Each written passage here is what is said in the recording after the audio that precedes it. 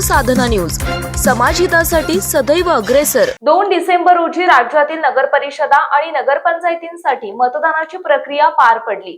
काही नगर परिषदांच्या निवडणुका पुढे ढकलण्यात आल्या असून 20 डिसेंबरला 24 नगर परिषदांसाठी मतदान होऊन या निवडणुकांचा एकत्रित निकाल 21 डिसेंबर रोजी जाहीर करण्यात येणार आहे। या निर्णयानंतर राज्य निवडणूक आयोगावर टीका करण्यात आली आहे। सत्ताधारी आणि विरोधी नेत्यांनी निर्णयावर राज्य निवडणूक आयोगाला लक्ष्य केलंय।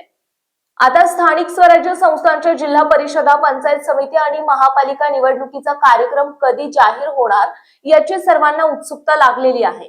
मात्र जिल्हा परिषदांमध्ये 50% आरक्षण मर्यादांचे उल्लंघन झाल्याने त्या अगोदर राज्यातील महापालिकांच्या निवडणुकांचा कार्यक्रम जाहीर केला जाऊ शकतो, अशी माहिती त्यामुळे महापालिका निवडणुका घेण्यासाठी हालचाली सुरू झाल्या आहेत।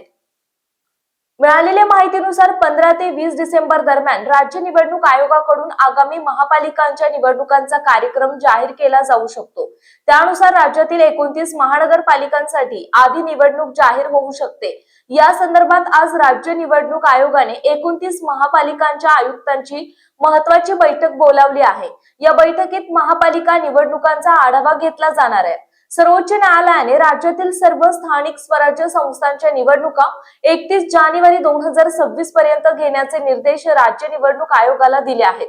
त्यानुसार राज्य निवडणूक आयोगाला न्यायालयाने आखून दिलेल्या वेळेत निवडणुकांचा कार्यक्रम पूर्ण करायचा आहे। पण या निवडणुका पूर्ण करण्याचे मोठे आव्हान आयोगासमोर असणार आहे। राज्यातील 20 जिल्हा परिषदांमध्ये आरक्षणाची 50% मर्यादा ओलांडली गेली आहे, तर महापालिकांमध्ये चंद्रपूर आणि नागपूर महापालिकेत आरक्षण मर्यादाचे उल्लंघन झाले आहे। त्यामुळे निवडणूक आयोगाला 27 महानगरपालिकांच्या निवडणुका आधी घेणे सोयीस्कर वाटत असल्याने त्यानुसार आता हालचालींना वेग आला आहे। त्यानुसार राज्य निवडणूक आयोगाने 29 महानगरपालिकांच्या आयुक्तांची बैठक बोलावली आहे। या बैठकीत महापालिका निवडणुकांसाठी नेमकं काय होते आणि आयोग काय निर्णय घेतो हे पाहणं महत्त्वाचं असणार आहे।